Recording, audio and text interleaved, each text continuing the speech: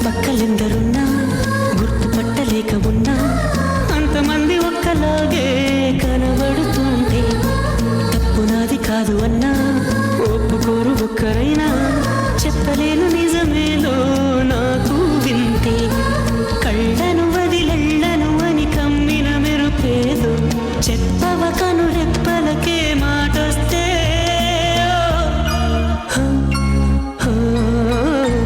నేనుగా లేని నిన్న మొన్నలా